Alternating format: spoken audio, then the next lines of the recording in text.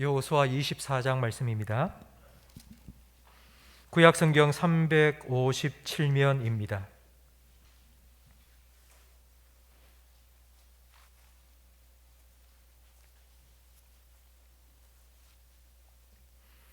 구약 성경 357면 여호수아 24장 14절부터 18절까지 저와 성도님들 한 절씩 번갈아가며 읽겠습니다. 그러므로 이제는 여호와를 경외하며 온전함과 진실함으로 그를 섬기라. 너희의 조상들이 강 저쪽과 애굽에서 섬기던 신들을 치워버리고 여호와만 섬기라. 만일 여호와를 섬기는 것이 너희에게 좋지 않게 보이거든 너희 조상들이 강 저쪽에서 섬기던 신들이든지 또는 너희가 거주하는 땅에 있는 아모리 족속의 신들이든지 너희가 섬길 자를 오늘 택하라. 오직 나와 내 집은 여호와를 섬기겠노라 하니, 백성이 대답하여 이르되 우리가 결단코 여호와를 버리고 다른 신들을 섬기기를 하지 아니하오리니 이는 우리 하나님 여호와께서 친히 우리와 우리 조상들을 인도하여 애굽 땅 종되었던 집에서 올라오게 하시고 우리 목전에서 그 큰 이적들을 행하시고 우리가 행한 모든 길과 우리가 지나온 모든 백성들 중에서 우리를 보호하셨음이며, 함께 읽습니다. 여호와께서 또 모든 백성들과 이 땅에 거주하던 아모리 족속을 우리 앞에서 쫓아내셨음이라. 그러므로 우리도 여호와를 섬기리니 그는 우리 하나님이심이니이다 하니라. 아멘. 오는 금요일 12월 25일 성탄절날 우리가 성탄 감사 예배를 드립니다. 예전 같았으면은 한 번에 우리 모든 성도들이 다 같이 예배를 드렸는데요. 올해는 코로나 때문에 분산해서 예배를 드립니다. 1부, 2부로 나누어서 예배를 드리게 되었습니다. 주보에 보면 교구별로 참여할 수 있는 시간이 나와 있으니까 꼭 지켜주시기 바라고요. 그리고 성탄 감사 예배 때 오늘 주보에 들어있는 성탄 감사헌금 우리가 또 드립니다. 성탄 감사헌금은 100% 전액 우리 교회 바깥으로 나누고 섬기는 일에 사용됩니다. 요즘 코로나 때문에 이렇게 섬기는 발걸음들이 또 기부하는 발걸음이 또 끊어졌다고 합니다. 이럴 때일수록 우리 교회가 우리 성도들이 나누고 베푸는 이 일에 더 동참을 해야 또 주님 기뻐하시는 일이 아닐까 생각이 됩니다. 여러분 힘써 넉넉하게 참여해 주시면 감사하겠습니다. 우리 좌우에 계신 분과 인사 나누겠습니다. 잘 오셨습니다. 은혜 많이 받으세요. 모세의 뒤를 이어서 여호수아가 이스라엘의 지도자가 되었습니다. 여호수아는 가나안 정복 전쟁을 수행했습니다. 이제 정복을 다 마치고 각 지파별로 땅을 분배하고 흩어져 살게 되었습니다. 우리나라로 따지자면 강원도, 경기도, 충청도, 전라도, 경상도 각각 구역을 나누어서 이스라엘 백성들이 다 흩어져 살아야 합니다. 여러분 백성들을 떠나보내면서 여호수아가 마지막으로 신신당부한 말이 바로 오늘 우리가 함께 읽은 여호수아 24장의 내용입니다. 만약 여러분이 이런 상황이라면 여러분 자녀를 떠나보내게 되었고 아니면 여러분이 먼저 자녀를 떠나게 되었을 때 마지막으로 자녀들에게 무슨 이야기를 들려주시겠습니까? 무슨 당부를 하시겠습니까? 여호수아는 백성들을 떠나보내기 전 마음속에 걱정이 가득 찼습니다. 40년 광야 생활 다 마치고 전쟁도 다 끝났습니다. 이제는 고생 끝, 행복 시작 아닙니까? 이제는 행복하게 살면 됩니다. 지금으로 말하자면 이런 겁니다. 고생 다 하고 이제는 아파트 하나 분양도 받고 이제는 직장도 안정됐고 살만한데 걱정은 무슨 걱정이란 말입니까? 근데 여러분 어디가 더 위험한 곳일까요? 광야가 위험한 곳일까요? 아니면 가나안 땅이 더 위험한 곳일까요? 불뱀이 나오고 맹수가 득실거리는 광야가 더 위험한 곳입니까? 아니면 적과 꿀이 흐르는 가나안 땅이 더 위험한 곳입니까? 가나안 땅은 참 살기가 좋은 곳입니다. 정말 적과 꿀이 흐르는 땅 아닙니까? 그러나 가나안의 곳곳에는 가나안 사람들이 살았던 흔적들이 남아 있습니다. 그 사람들의 문화가 남아 있고 그 사람들이 섬겼던 우상의 잔재들이 남아 있습니다. 여호수아가 무엇을 걱정했는지 여러분 이해가 되시죠? 이제 좀 살만해지고 좀 살기 편해졌다 싶을 때 과연 신앙생활을 계속해 나갈까? 오늘도 아침에 겨우겨우 자는 애들 깨워서 일어나 교회 가야지 그렇게 깨워서 교회를 왔는데, 그것 말고 내가 없어도 자기 스스로 혼자서 일어나서 준비해서 과연 교회 갈까? 힘들고 어려운 일을 만났을 때 자기 혼자 하나님 앞에 엎드려 기도할 수 있는 그런 믿음을 계속 이 아이가 지켜나갈 수 있을까? 마치 물가에 내놓은 아이처럼 뿔뿔이 흩어져 살아가야 될 이스라엘 백성들을 생각하면서 여호수아의 마음속에는 걱정, 근심이 꽉 찬 겁니다. 그래서 오늘 본문 14절 말씀을 신신당부합니다. 14절 말씀을 화면을 보면서 다시 한번 같이 읽겠습니다. 그러므로 이제는 여호와를 경외하며 온전함과 진실함으로 그를 섬기라. 너희의 조상들이 강 저쪽과 애굽에서 섬기던 신들을 치워버리고 여호와만 섬기라. 아멘. 여호수아는 하나님을 섬기는 믿음을 잘 지킬 수 있는 방법, 여호수아만의 해법을 우리에게 가르쳐주고 있습니다. 그 해법 첫 번째가 무엇인가 하니 여호와를 경외하라입니다. 경외라는 말의 원래 뜻은 무겁다입니다. 무겁다의 반대말은 가볍다입니다. 혹시 이런 표현 들어보셨습니까? 부모를 가볍게 여긴다, 이런 말 들어보셨죠? 가볍게 여긴다는 말은 업신여긴다는 의미입니다.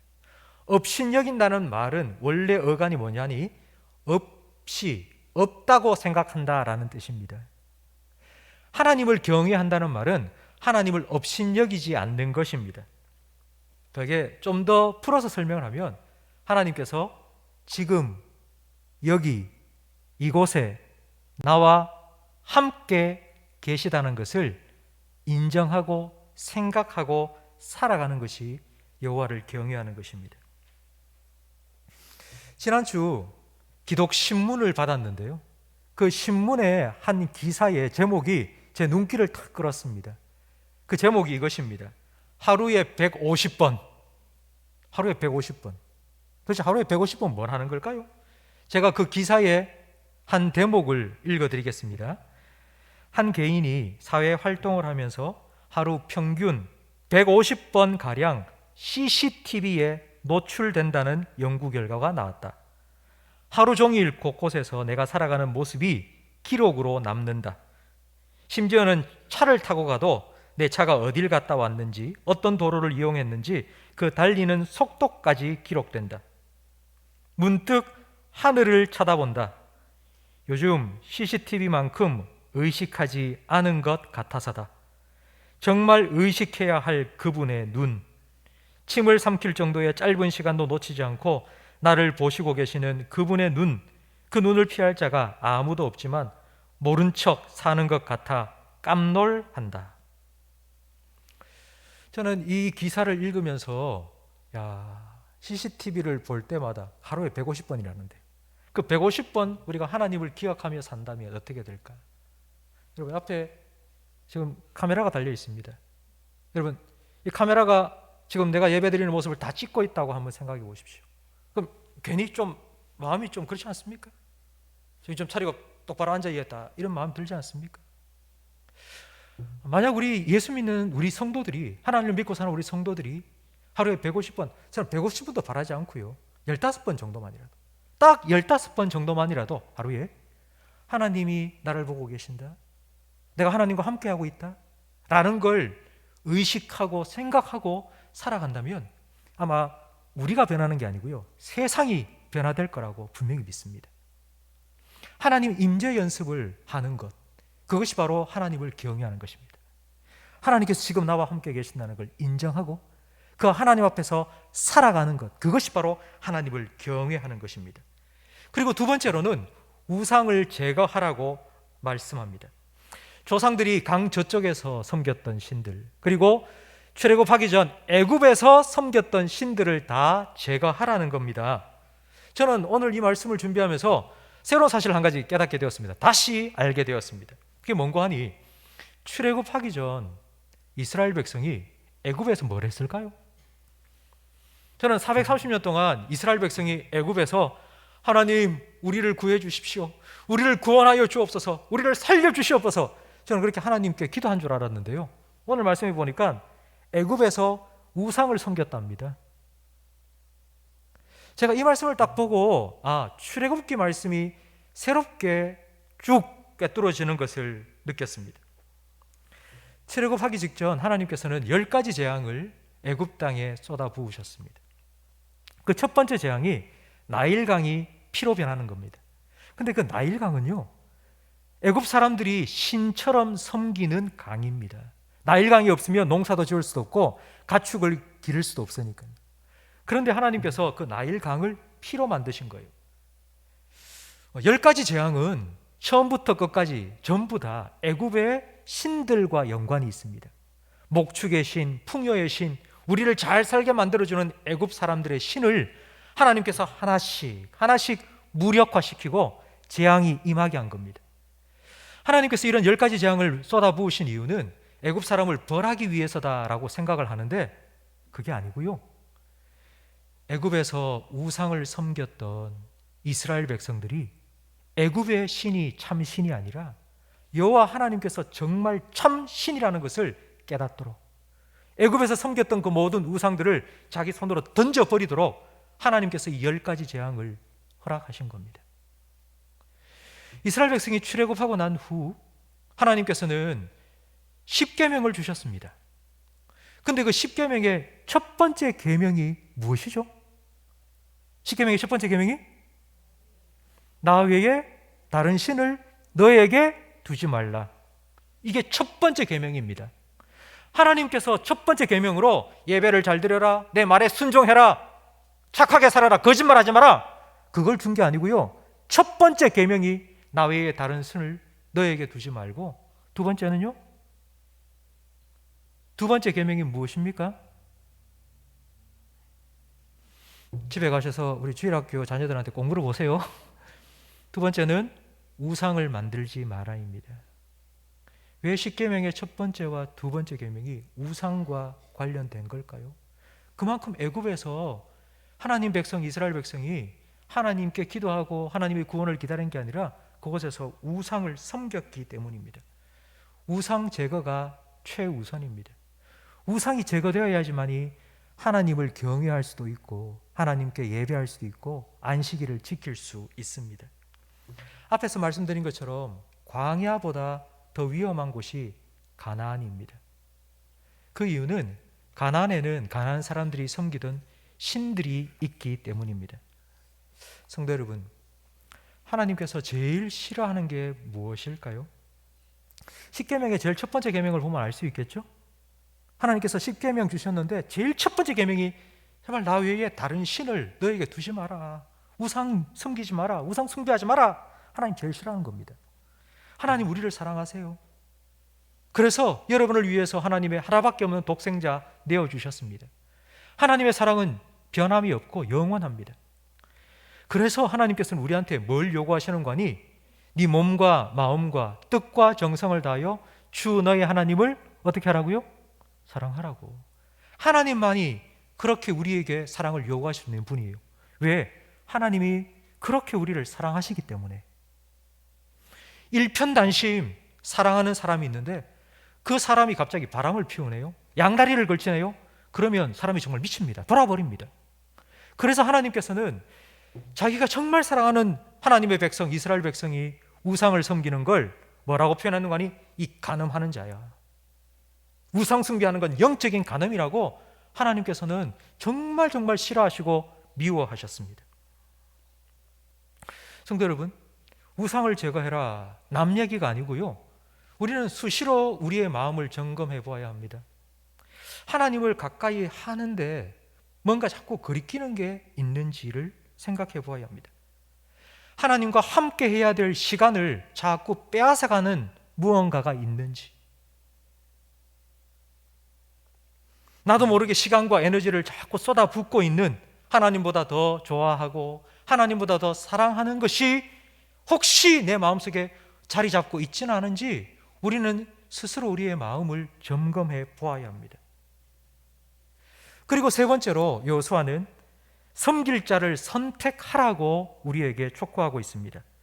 그럼 15절 말씀을 화면을 보면서 다시 한번 같이 읽겠습니다. 만일 여호와를 섬기는 것이 너희에게 좋지 않게 보이거든 너희 조상들이 강 저쪽에서 섬기던 신들이든지 또는 너희가 거주하는 땅에 있는 아모리 족속의 신들이든지 너희가 섬길 자를 오늘 택하라. 오직 나와 내 집은 여호와를 섬기겠노라. 아멘. 여호수아는 선택을 촉구합니다. 인생은 끊임없는 선택의 연속입니다. 밥을 먹을까 라면을 먹을까 그것도 선택이고요. 어제 저녁에 아마 여러분 이런 선택하셨을 겁니다. 드라마를 볼까 아니면 일찍 잘까 그것도 선택입니다. 어떨 때는 누가 옆에서 이래 해 저래 해 이쪽으로 가 저리로 가 이렇게 우리에게 지시해 주면 참 좋겠다 싶은 생각이 들 때도 있습니다. 소련의 독재자 스탈린의 딸이 하나 있는데 그 딸은 젊은 시절 미국으로 도망을 쳤습니다. 아버지가 소련의 독재자 스탈린인데 그 딸이 미국으로 망명을 간 겁니다. 그래서 미국에서 생활하다가 미국에서 죽었습니다. 근데 어느 한 신문 기자가 그 딸에게 찾아가서 이렇게 질문을 한 겁니다. 소련에 계시다가 미국에 왔는데 미국 생활하는데 제일 힘든 점이 무엇입니까? 라고 물었습니다. 그때 스탈린의 딸이 이런 대답을 했습니다. 많은 것을 나 스스로 선택해야 된다는 것이 힘듭니다. 소련에 있을 때는 제가 선택할 게 없었습니다. 아버지가 시키는 대로 하면 되고 당에서 결정된 대로 살아가면 되었습니다. 지금까지 이스라엘 백성은 선택 없는 삶을 살아왔습니다. 모세와 여호수아와 같은 지도자가 있었기 때문에 그 한 사람이 가자 살아 그러면 그 따라 살아왔던 것입니다. 그런데 이제는 각 지파별로 다 흩어져 살아야 합니다. 저는 이걸 이렇게 표현하고 싶습니다. 중앙 집권 체제에서 지방 분권 체제로 전환된 것입니다. 이제는 누가 옆에서 이렇게 하자 저렇게 하자 말하지 않습니다. 자기가 알아서 선택해야 됩니다. 섬길 자를 선택해야 됩니다.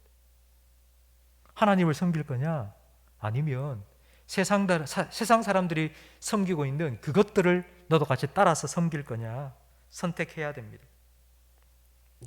앞서서 우상 숭배는 하나님께서 제일 싫어하는 제일 미워하는 죄라고 말씀드렸습니다.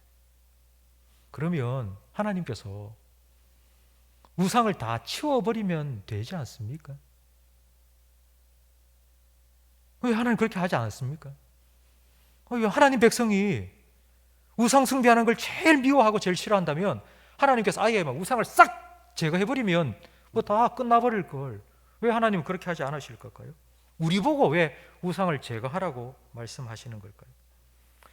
성경 전체를 보면 하나님께서 직접 우상을 제거하신 적이 없습니다. 딱 한 번 있는데요. 이스라엘과 블레셋이 전쟁을 할 때 하나님의 법궤를 전쟁터에 가지고 갔다가 그만 전쟁에 패하고 법궤를 빼앗겼습니다. 그 빼앗은 법궤를 블레셋 사람들은 자기가 믿는 신 다곤 신당에 전리품으로 바쳤습니다. 다음 날이 되니까 다곤 신이 그 법궤 앞에 쿵 쓰러져 있는 거예요. 그건 하나님이 하신 일이에요. 하나님께서 우상을 쓰러뜨리셨다고요. 그런데 이방인의 땅에서는 하나님께서 그렇게 역사하시지만 하나님 백성에게는 절대로 그렇게 하지 않으십니다. 내가 만들어서 세운 우상 내 손으로 제거해야 됩니다. 그건 하나님께서 우리에게 명령하신 것입니다. 자기 손으로 선택하라고요. 내가 하나님을 선택했다면 다른 것 포기하라고 제거하라고 이것이 선택의 의미입니다. 내가 하나를 선택했다면 다른 건 포기해야 됩니다. 내가 이 여자와 결혼하기로 선택했다면 다른 여자들은 포기해야 됩니다. 선택은 포기입니다. 그래서 하나님께서는 우리에게 선택을 요구하신 겁니다. 하나님께서 억지로 강제적으로 하나님을 믿고 따르도록 만드실 수 있습니다.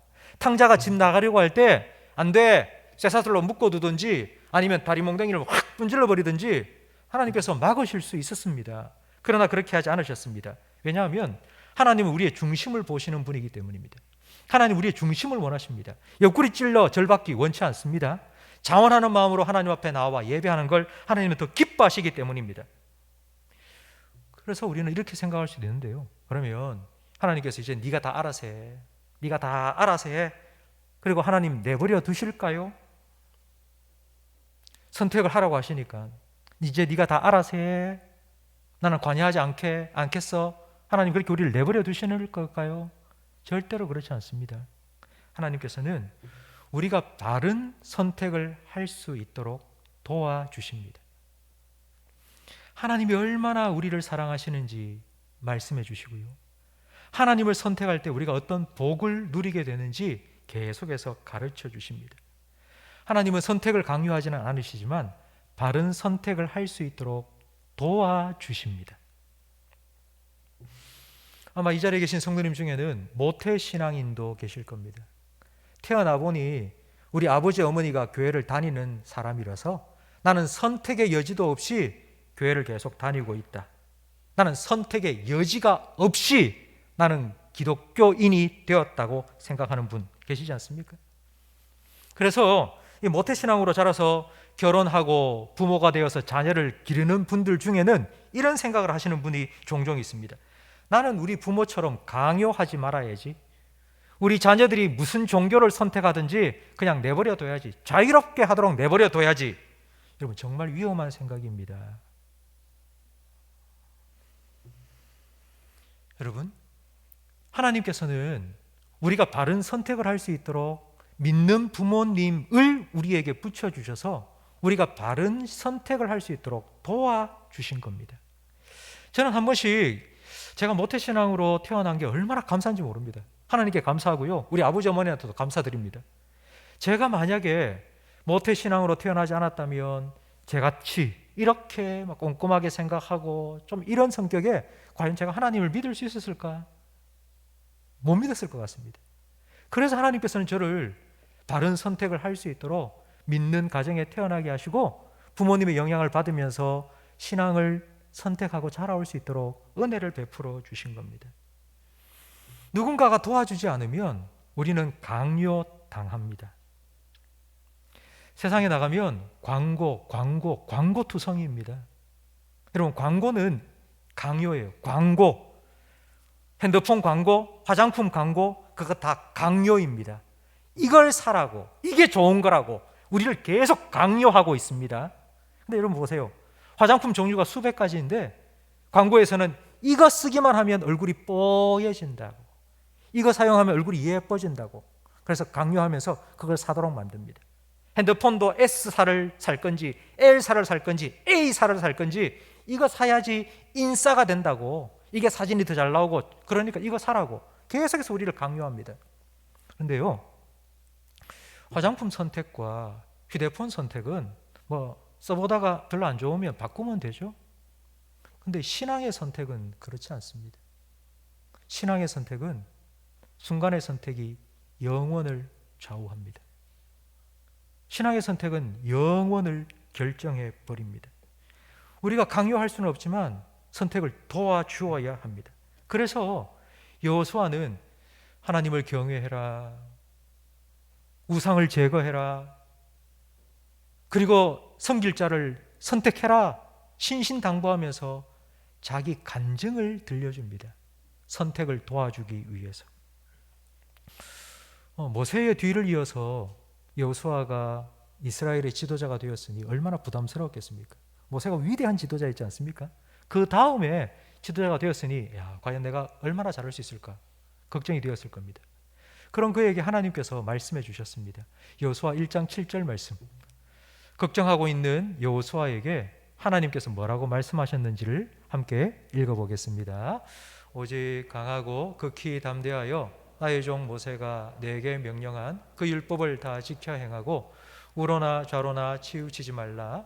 그리하면 어디로 가든지 형통하리니 이 율법책을 내 입에서 떠나지 말게 하며 취하로 그것을 묵상하여 그 안에 기록된 대로 다 지켜 행하라.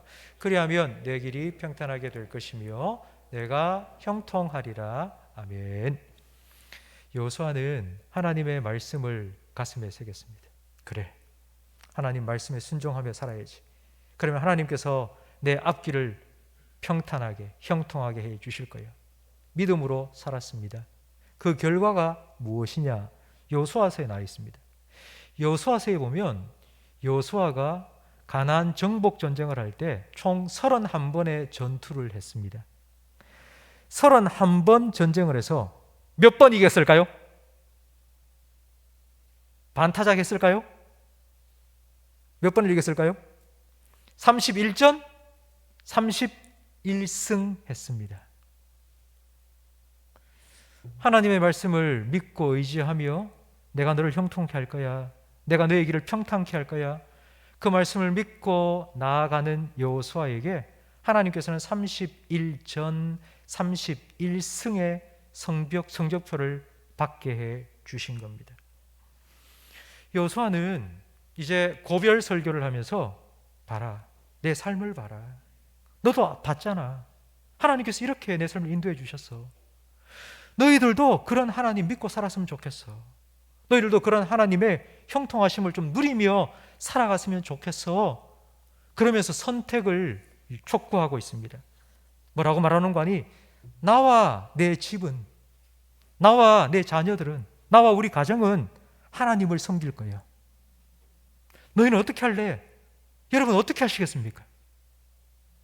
여러분 무엇이라고 대답하시겠습니까? 나와 내 집은 여호와를 섬기리라. 나와 내 집은 하나님을 섬기리라. 당신들은 어떻게 하시겠습니까? 라고 묻고 있는 이 여호수아의 질문 앞에, 이 성경의 질문 앞에 여러분은 무엇이라고 대답하시겠습니까?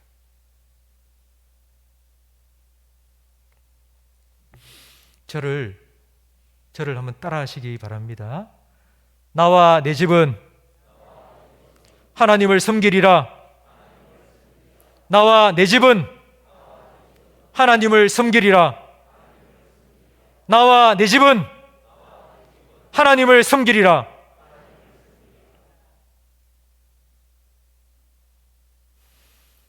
(2021년) 침산제일교회 우리 교회 표어가 바로 이것입니다.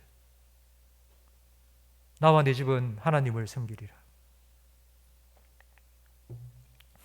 지파별로 흩어져 살게 될 이스라엘 백성들, 제가 중앙 집권에서 지방 분권으로 전환된 거라고 설명을 드렸죠.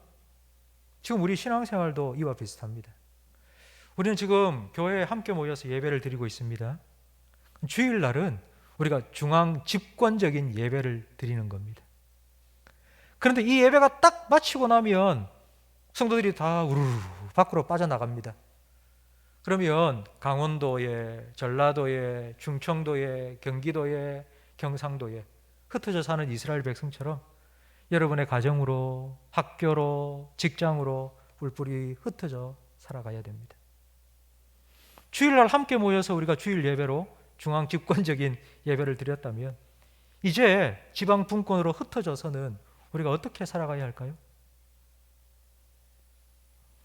어떻게 하면 나와 내 집이 여호와를 섬기고 하나님을 섬길 수 있을까요?